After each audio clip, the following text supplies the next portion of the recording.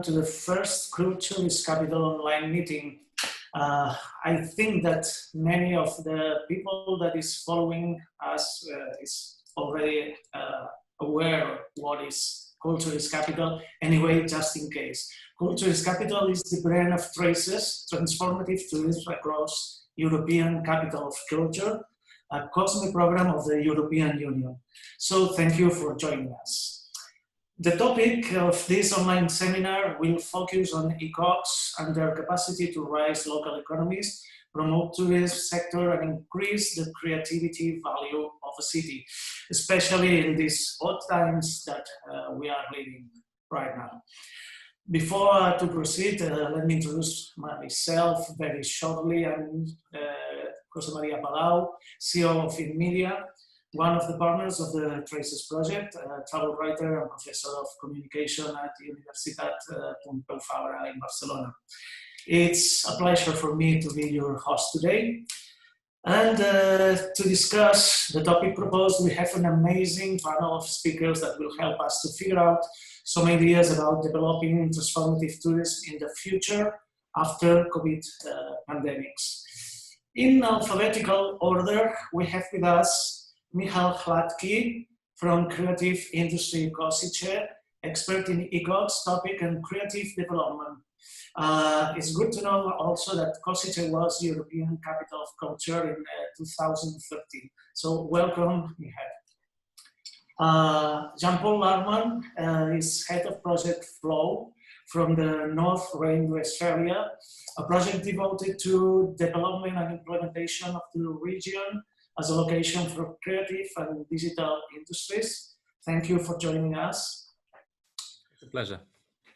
We also have the presence, the participation of Rita Orlando, project manager from Open Design School, a project of Matera 2019, and currently she's working on the TEUS project. It's a project about co-creation of new policies for creative industries in ECoCs. Sure, we will have time to talk about that topic. Hello, thanks. We also have with us Pia Rantala Korhonen, director and advisor of the major in the city of Oulu, Finland, responsible for international affairs and urban culture.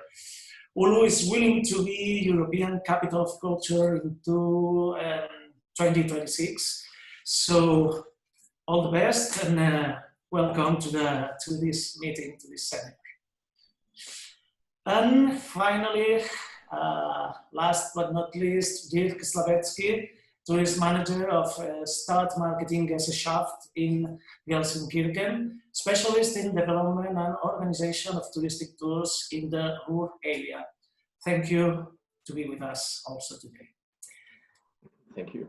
So, as you can see, we have also with us Isabel Fortin, is part of the staff of InMedia, and she will be on charge of following the different questions that people will send to us through social media.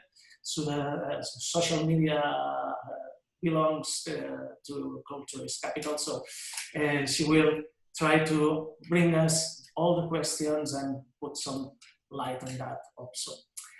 Thank you again and welcome to everybody. Let's start this open discussion. It's quite clear that the global pandemic is affecting our lives in many ways, and of course, also the framework where culture, creativity, and tourism happens. So, to shed some light on future trends, I will propose to our speakers some questions, and at the end of the seminar, as we said, we will have time for a Q&A session to answer the questions we'll receive through the Facebook live chat and other social medias. The first question will be, one of the weaknesses of the tourism industry is that it's built around a discretionary good.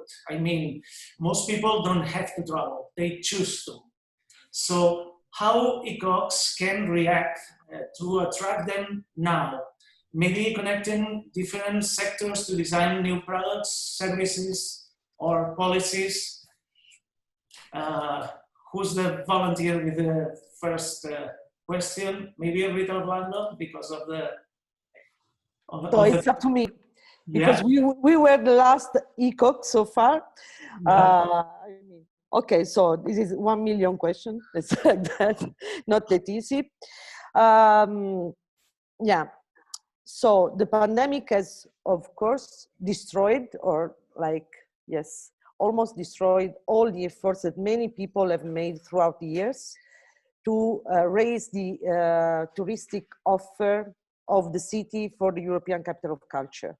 So we had for several months a lot of small companies, especially the small companies, but also the big ones that are really skilled and experienced in the field, that have suffered because of the COVID. Now we have tourists back in the city, not with the same numbers, of course, of the last 2 years, it's like that, but slowly people are starting to come back. Even though I think that this is based mostly on the attractiveness of the city, because it's very beautiful. So it's not pretty connected with a proper touristic offer, but it's because the city is very, very beautiful, it's very old, and so it sells like itself without much effort. On the other hand, the risk is that now again, our touristic attraction is based on these postcard effects, very much connected to the historical center, but it is not pretty much rooted into what we have done so far, okay? So in a way, we are starting to rebuild, yes, our cultural offer in order to give a diverse and more qualified touristic experience.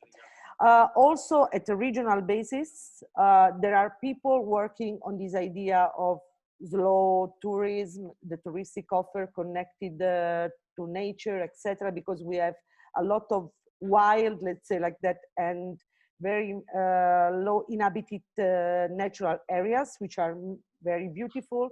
So they are trying also to push this kind of alternative offer to tourists in order to attract them. Of course, on our side, the perspective is totally different. What we have tried to do over the last years was to build a touristic offer pretty much connected and based upon the cultural offer. So we have started again to design cultural products, let's say like that, that can be attractive for tourists as well, that can come here not just for a quick consumption of the city, but to be deeply connected to what the city can offer, to its characteristic and to its community. That's why now we have just launched an application at the Open Design School for a new festival of performing arts that we have called So Far, So Close, where we invite different professionals to work together with artists to create a performing art festival which is tailored and based on the pandemic.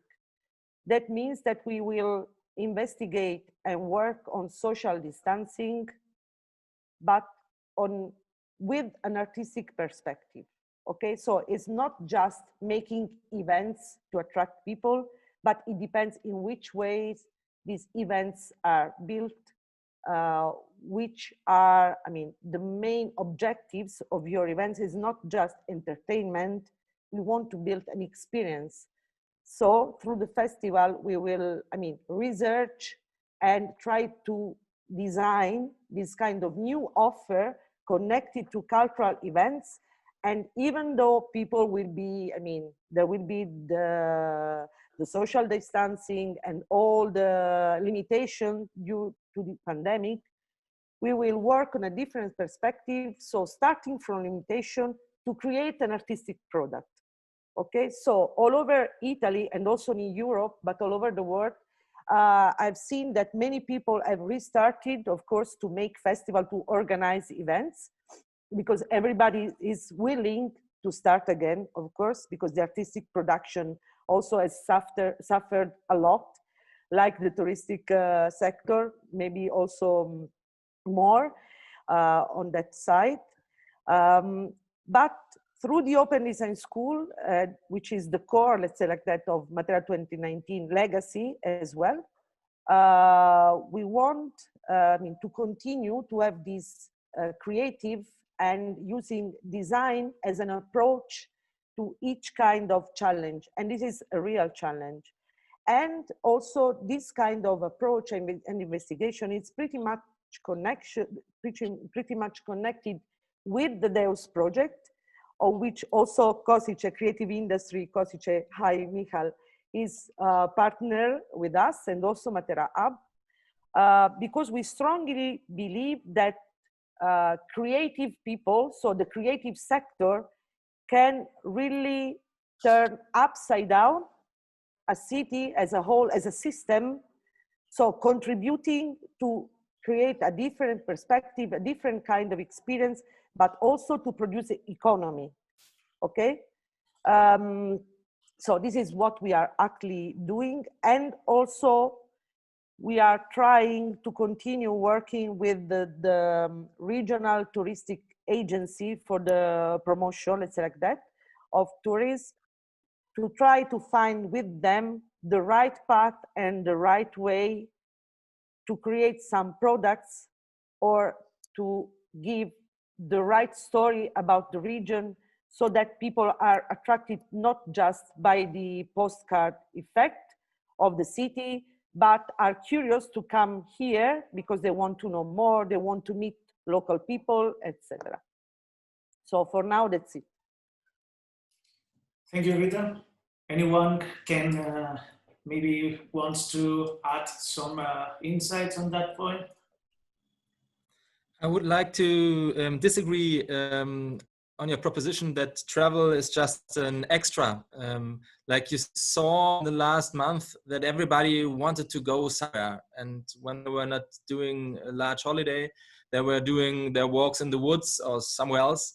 And it's all a distributional problem. Like people won't change the continent anymore, but maybe move around Europe quite well at the moment. And I think with all the problems that are quite clear, there's also a chance to get the idea of like this Schengen room, the European common market for tourism again. Because, for example, I was in Paris just 1 week ago, and there were lines at the Louvre, but there were 5 minutes. So there's a big chance for the European domestic people to get in touch with their own cultural heritage again, and to maybe experience something which they would not experience otherwise, because they would fly to Ibiza, for example. Now they can go to the next country and visit some new stuff. So it's really interesting to see that some places are really crowded again, but some places, because of the lack of tourists, are not that crowded again. And being in charge or working for an institution that's responsible for the tourism in cities like Essen or Düsseldorf or Cologne, we have the problem that the MICE segment nearly came to an end. There's no events, there's no conventions anymore. But on the touristic side, it doesn't look that bad. There are people really trying to go to the museums and experience what's happened in their domestic environment. So I think the question is, where are the people going? But not do they go on holidays? And maybe there are chances in putting up new offers for people coming 100 kilometers away, and not the far distance travel. Yeah, I would like to add something what we experience as well in Kosice, that there is a really high rise of domestic tourism. So families with children traveling to Kosice, which we didn't have in the past because they were traveling somewhere abroad. So I would like to support that idea that maybe those, I would make a parallel, like city as a stage, and you should work on your audiences and for this time your audience might be closer than you thought. So it might be your own citizens, or it might be like from your own country, or even like if you think Schengen and this parallel of, you know, short lines in Paris is really interesting idea. So not just to look back on the closer audiences might be interesting idea. And also the question is like what ECoCs could do in that manner to support the tourism in pandemic times or post-pandemic times. Also the question of your digital footprint.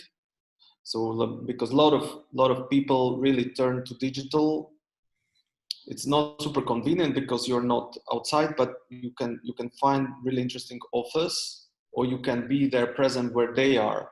So it might be interesting to use the parallel of audience development strategies and try to see where those tourists or travelers or wanna travelers are in the digital world, and go there and make offer. Opinions on that point? Maybe we are thinking that well, we have two issues right now on the table. I think that it's interesting, these two positions, these two ideas. One of them is many people is trying to push local boundaries in terms of promoting local tourism because of the protectionist vision in many ways, in many countries, even in Spain, for instance. But maybe it could be an opportunity for the residents to connect with their local history and culture, leading to a resurgence of civic pride, for instance. Do you think it could be? Because all the activities are rather intellectual. Going to the museum is okay. Doing a guided tour through the city is okay. Going dancing, going on an event doesn't work. So all things you can do in the city are more of a quality time with that city, getting to know that city. So yeah, maybe there's something good to it. But yeah, I miss dancing also, so I don't want this to stay. Yeah, maybe in Finland the situation it's more or less the same, or there are special issues because Oulu is a quite really distant place with I think special characteristics that maybe are not exactly the same that we can find in the rural area, or maybe in Košice or even Matera. I don't know. Yes. If I can tell something about our region. Oulu 2026 region is very large. It's not only the city of Oulu, but it's a big area from the Swedish border to the Russian border. And most of the area is quite sparsely populated area. So Oulu is the only big city, and then there are smaller municipalities with lots of rural areas. This summer we have been staying here in our summer cottage, which is situated in a very, very tiny little small municipality in Kainuu, which is part of Oulu 2026 region. And we have visited lots of the local spots here. Most of them are nature spots, and there are also some spots near the Russian border, which were main fronts during the winter war between Sweden and Russia in the history. And especially those historic places, they have been crowded of local people. Some tourists have been seen from abroad also, but not like it used to be. We have had lots of Russian tourists here during the summertime. They own cottages here, and they like to stay the holidays here in the middle of Finnish nature. But now I think that people from the cities have also found the experiences which the nature here in the north can offer them. So the local and national tourism, it has increased a lot because we have not been able to travel abroad. Big travel companies were already selling travels to, for example, to Croatia and Spain, but now all those travels have been cancelled and postponed to September, so that we can see that how is the pandemic developing in the nearby weeks. So this is a very strange time. And I must say that usually when we come to our summer cottage, we just come here and we stay here, and once a week we drive 30 kilometers to the nearest shop and buy everything which we need. And some green vegetables we grow ourselves. But this was the first summer when we visited the local historical or nature spots. And we have been staying here at this summer cottage more than 10 years. So I think that this is quite typical, so that people need those experiences, like Jan Paul told that we have to move. It's not good for anybody to just stay home and not to see anything else but your own walls. Yeah, maybe it's an opportunity to connect nature, creativity, and the activity of ECoCs in that case. Anybody think that it will be the path in the future, maybe? Yes, I'm sure that we now can see we had already the pre-selection meeting in June, and we continue in the bidding process until to the final selection. And there are many cultural projects in our cultural program where creative people combine nature and cultural experiences. It's a quite important starting point for many creative people here in the north, and I think that maybe in the whole Finland too. I want to share one experience I did not make on my own side, but saw at my office when people were promoting not the city centers anymore, but the peripheral areas, like the gardens around the town that were almost forgotten. Like it's not always going to the center, but yeah, routing all the people evenly around the city and getting to know the second hottest places. And in tourism destination marketing, you see them all around this big posters with things you would not put on a poster half a year ago, like some beautiful trees. And that's all of the attraction. But the attraction of having a lonesome area and a little park for your own seems to be enough to get the people going, instead of the busy city that was presented before. So maybe it's good for the suburbs and yeah, for the distribution of people, like you told in Finland, also for the big cities, that it's not all in the touristic bubble where it happens otherwise. Can I add something? Yeah. Just, I mean, always based on our experience. So I think that, I mean, this pandemic, of course, should push everybody to change future perspectives, and also the way in which we build events, cultural offers, touristic offer, etc. I mean, it's really pretty much for me impossible, let's say like that ECoCs continue to think at blockbuster events or, I mean, opening ceremony in the same way that we did till last year. So this is something that needs to be taken into account, also because, I mean, the pandemic has demonstrated that there are a lot of bubbles around us that we need to reconnect.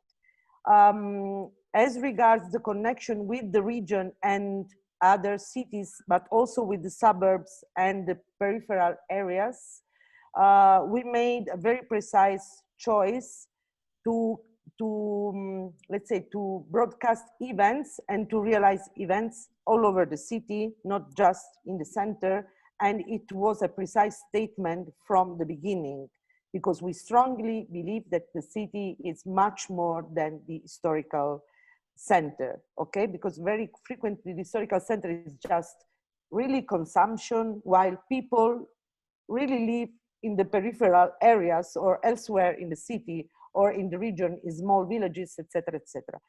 And this is something that we have worked a lot on, and still we want to continue to work also for the festival with remote areas of the region. We have not that much big region, but we have a lot of different geographical areas and a lot of small villages that are really far away from the major city of the region. So we have this kind of trouble on how to bring people there, or how to move people that live there towards other center.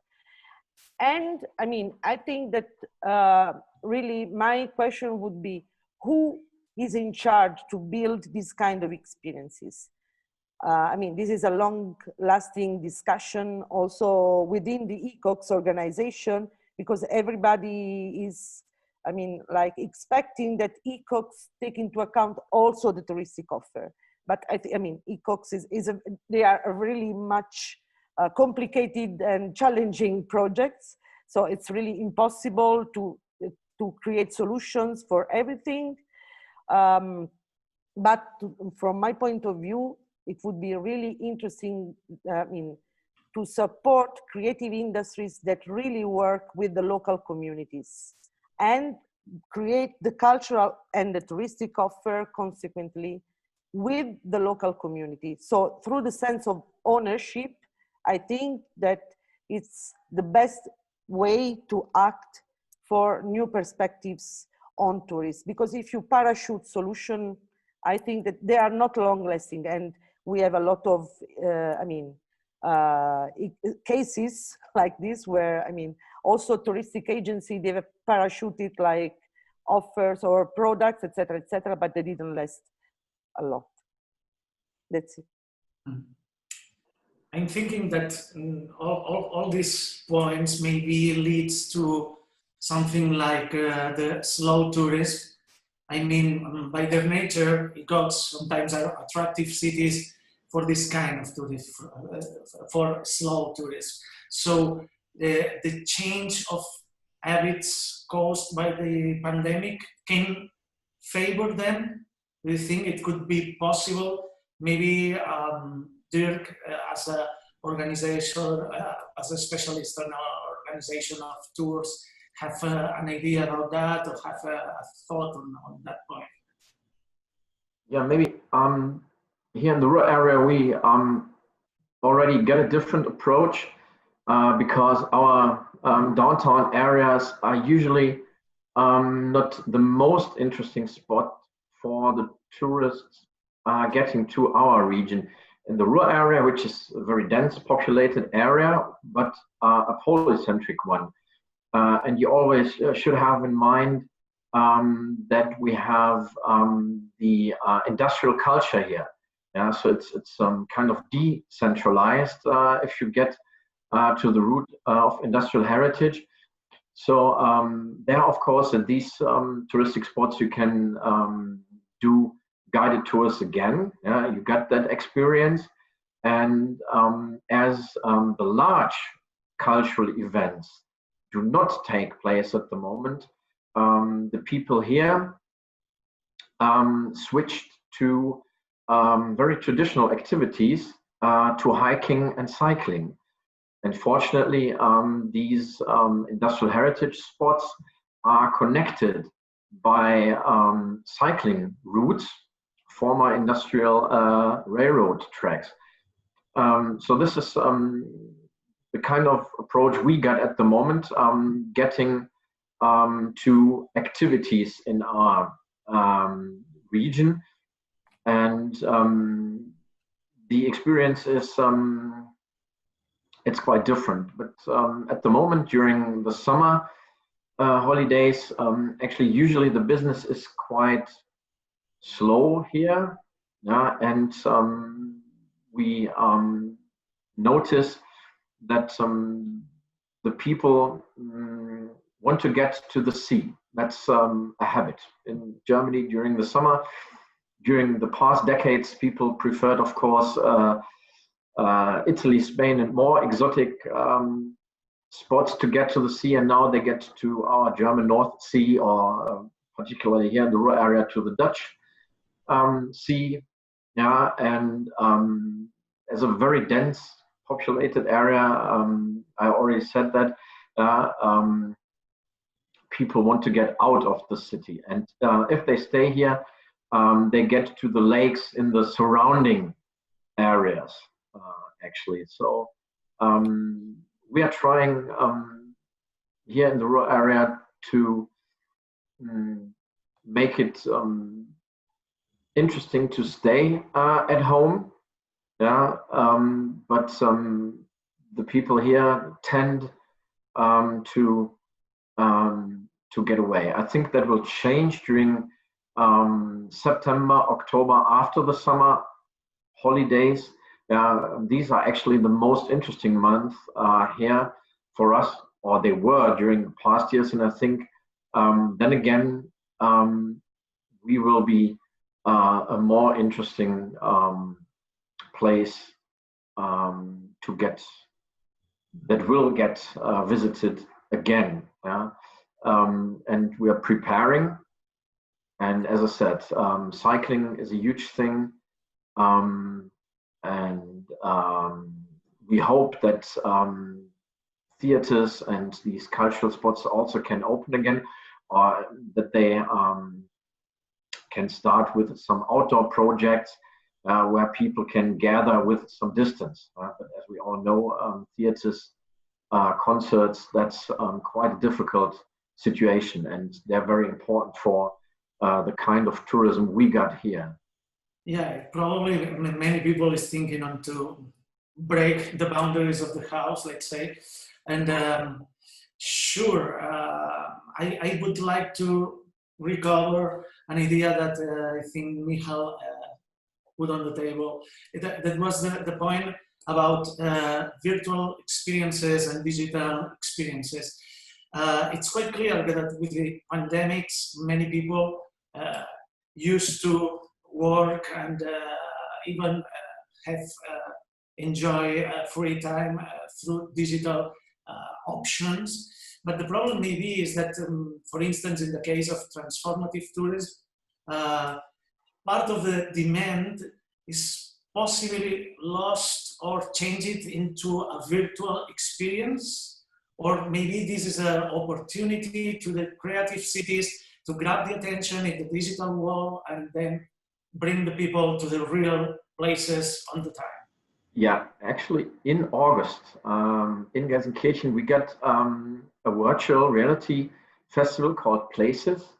And that will be a mix of a festival where you actually can go to experience extended reality. Yeah, that's the major topic. And they also will have a hackathon and stuff like that. And actually, it's that will be the first event we have since the pandemic started.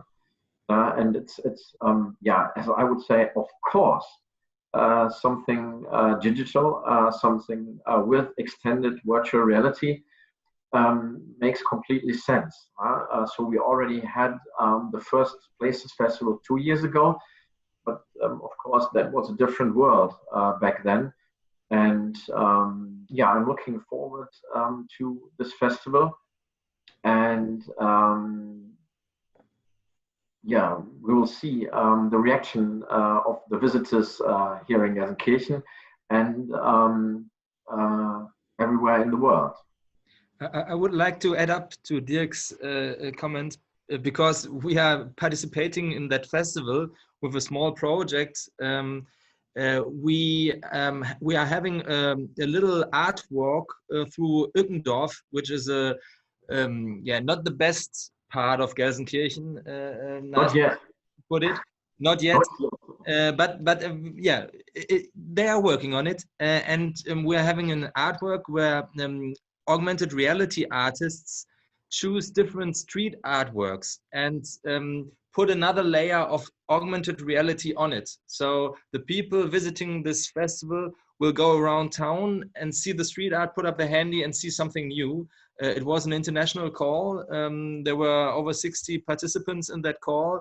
And like this augmented reality artwork is a local one. So we don't have that problem that we are saturating the people by augmented or virtual reality, but getting the people to the place where we want them. Because I see the same problem. Virtual reality needs to keep people hungry, not to saturate them and their appetite for tourism. Otherwise, we are cannibalizing our tourism industry. We have to do things at the place and to get the people to that place. And that's the big danger of all this Zoom meetings, Netflix, whatever stuff. Yeah, that people won't go out anymore. But I'm confident that they will. But these are like little projects that try to blend digital and real life and to still keep the people going. Yeah, and actually Ückenhof is quite the perfect spot. It's a neighborhood in the midst of the transition from the old industrial days of the Ruhr. So it was really like the Ruhr area's cliche 50, 60 years ago there, yeah, like we would say the triangle of coal, steel and beer. And nowadays you get some interesting projects there. A church will be turned into a place for concerts and events. Will be finished next year. You've got young urban artists living and working there. You've got regular artists. You've got these artists working with augmented reality, and it's small, but it's blossoming. And I got not only the hope, and actually I think it will be like that. That it will blossoming in the future as well. The pandemic stopped the tourism a little bit there because the number of visitors was not really on a large scale. But there you really get transformative tourism because you get engaged with the people there. For example, with the local artists and the local coffee shop owners. And we will see. I think in August, September, people will get back to the Ruhr area and will like that experience. I agree with what you have said before about virtual reality or augmented reality, that it makes sense if it is a tool to attract people, like to leave them hungry. And I think that also in that case,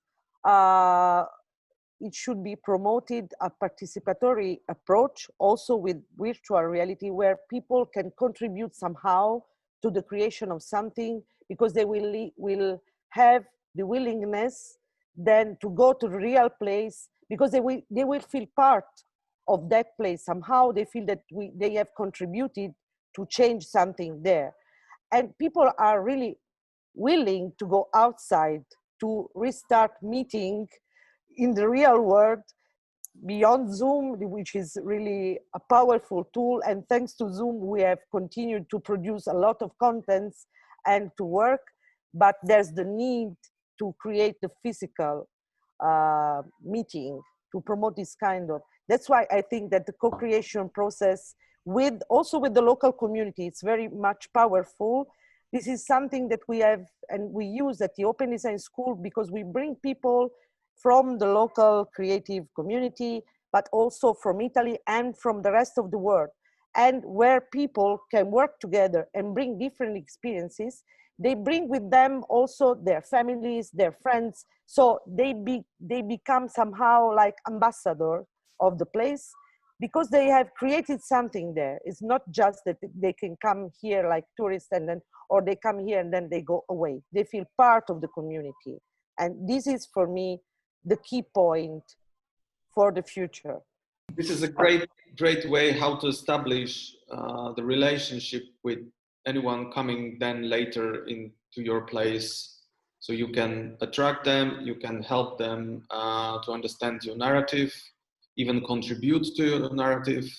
And then when the restrictions gone, as Rita said, there are more willing to come and see it in a physical space. And if your narrative is the transformation of, for instance, the part of Gelsenkirchen, which isn't very fortunate at the moment, and there is a future plan, and they could be part of this transformation. So it's something they would follow for a longer period. So it's even the relationship you create to your, let's call it, audiences or future tourists. It's much deeper or has a different value in this transformation. So this might be very interesting as a concept. So they can somehow contribute using the digital technologies and then see it in a real life. And then, okay, I've been here 5 years ago digitally, and now I'm here in a physical manner, and I can see the change. It might be very interesting. Yeah, I think that's the opportunity of these days, that more uncommon spots are getting, not in the focus, but they're getting noticed by the people. Now they see that there is something else maybe beside the hotspots of tourism. And in North Rhine-Westphalia, we got a lot of spots like that, like the cathedral in Cologne, and that's World Heritage. And in our neighbor city Essen, we got World Heritage. It's Zollverein, of course, also part of the transition. But there the process of transition is already,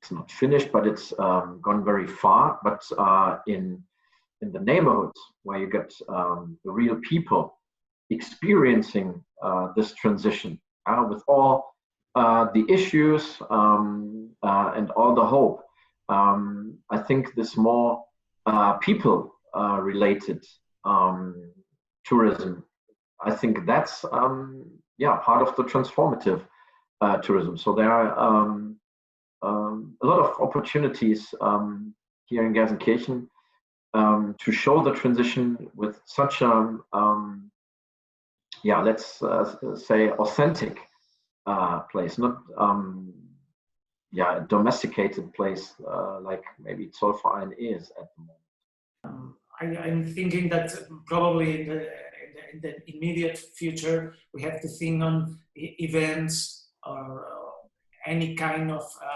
cultural activities that have a part that is digital, that it happens in a virtual world, and another part that is in the real one, in order to communicate. But instead of seeing that as a problem, it must be something like a real communication way to create something new, something special. Maybe I get conservative, but I'm very happy that I hope that there will be someday a time where we don't have any hybrid meetings or live streaming events or something, but people coming together on a real basis with low tech and with different with different possibilities to interact. Because like in our Zoom room, it's kind of closed, you know. There's no joining of participants or leaving of participants via Facebook, okay, but it's a completely different atmosphere as we would meet on a small stage on a convention. So there is a whole lot of good things about meeting offline, and I think there are only few things speaking for this hybrid meetings, which always leaves like the people trying to be connected via screen are not really integrated into the meeting. So I hope that it will be offline again soon, and that we're traveling more than we are doing now. Yeah, I think the longer the pandemic takes, the more the hunger grows that people will meet in the real world. Because I think nothing digital can replace the meeting of people in reality. Nothing. It's just a substitution at the moment. Just a substitute. Yeah.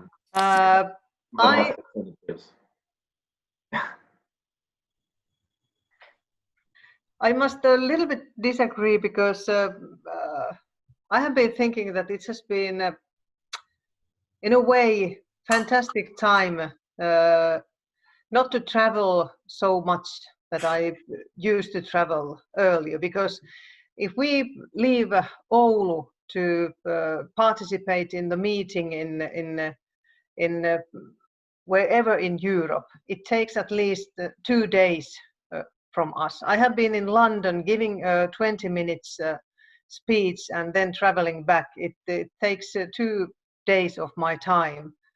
And it's not always so nice. There are some things which we can maybe in the future do very quickly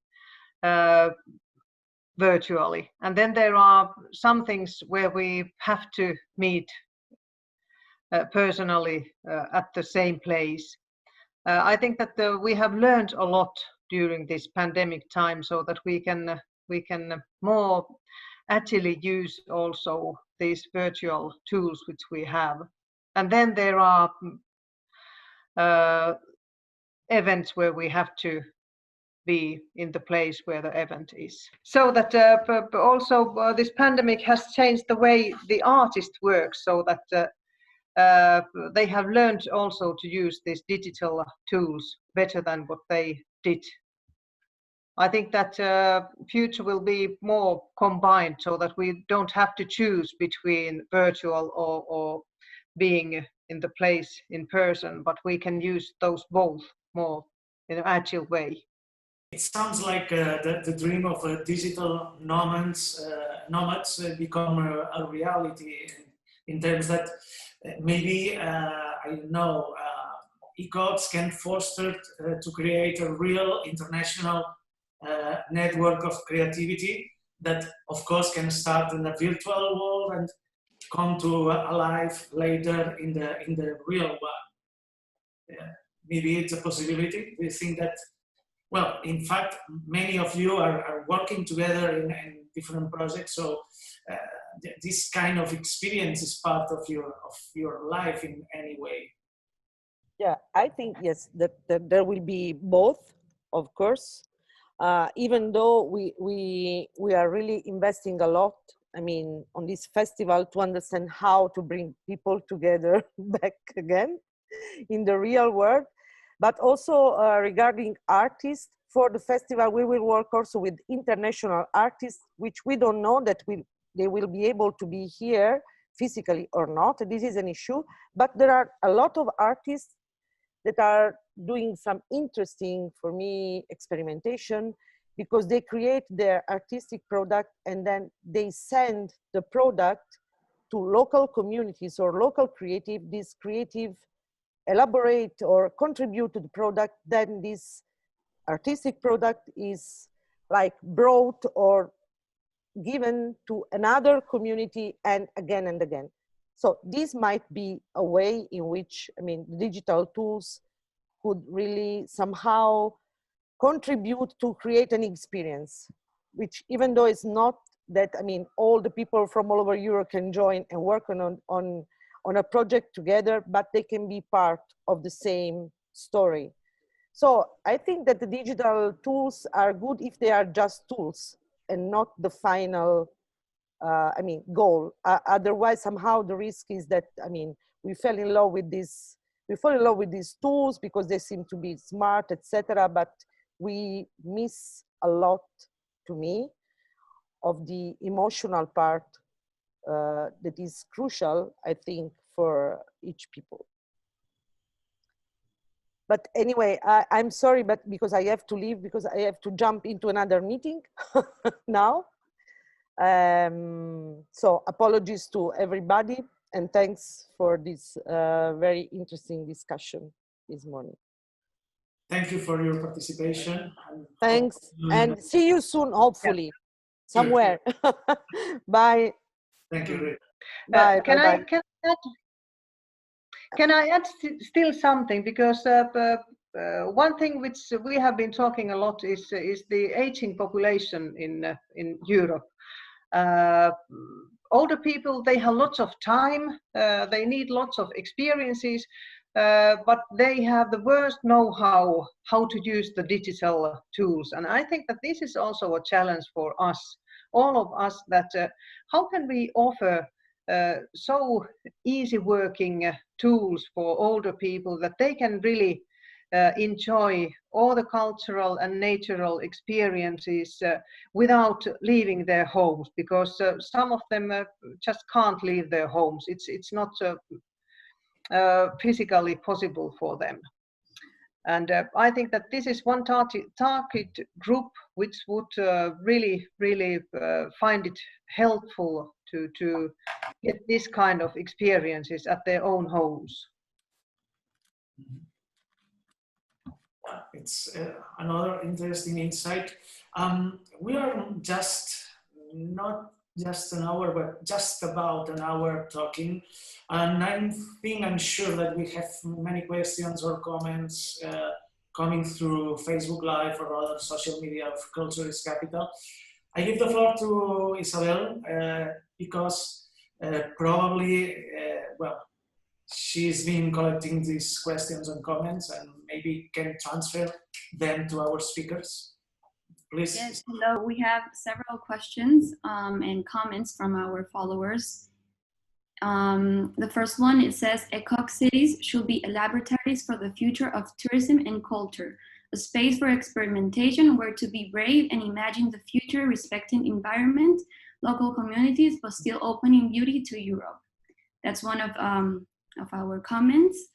Then someone was commenting on the first question to John Paul, and she said, artists, creativity, and culture are the seeds of the city. They make an urban space tangible now and after Corona. They have an attention that should be used unconditionally. And then we have several more comments, but I would like to ask some of the questions that our followers had made. And one says, we are looking for not crowded places to go.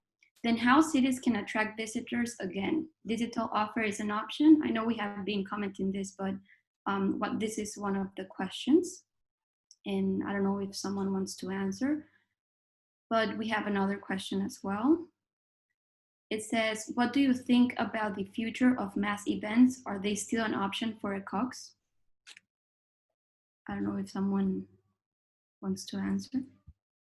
Nobody has the glass ball, I think, but like when the coronavirus is some way defeated, I think it will be soon again be like before, and like also like the political procedures thing of having a great gathering of many peoples and doing a crowded crazy event at the beginning of an ECoC, that will be so fascinating that I think there will be mass meetings again like we have seen before.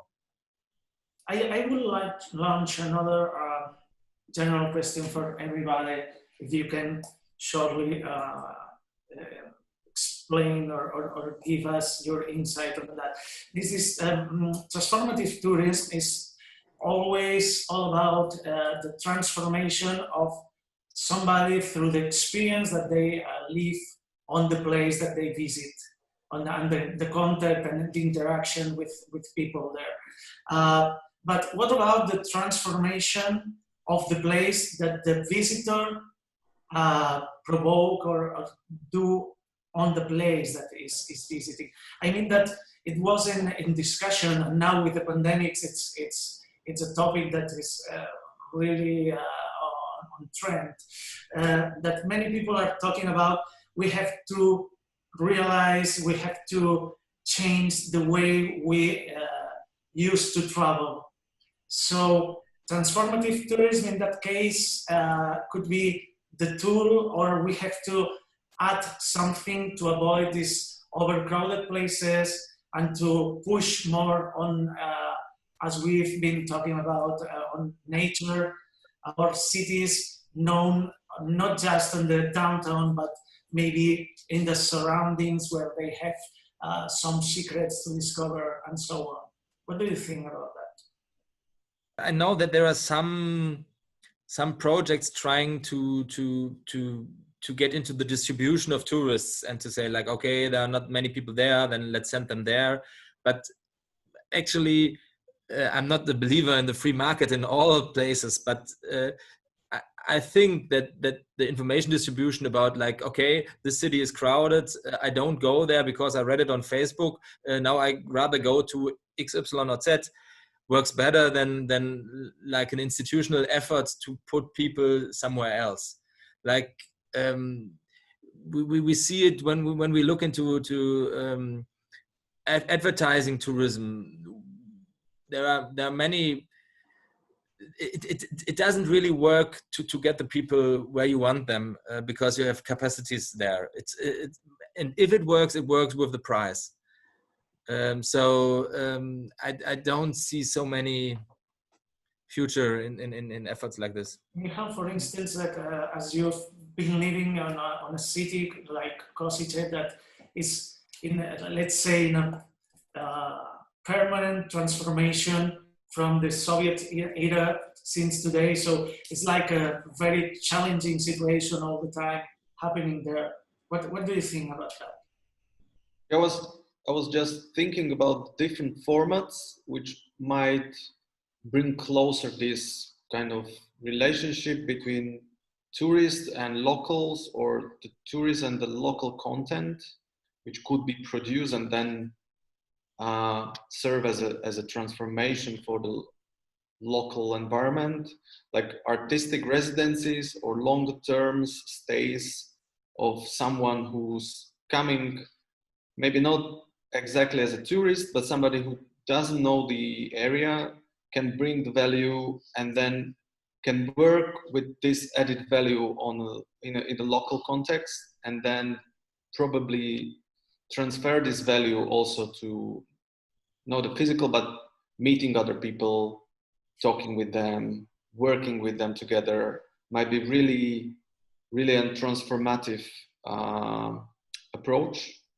So that in this kind of hybrid approach, that you have a longer term, not particularly touristic approach, but more content-wise, and then this could attract other tourists just coming to see the results, or as Dirk was explaining, this transformation of Gelsenkirchen could create some kind of longer-term relationship with certain destinations.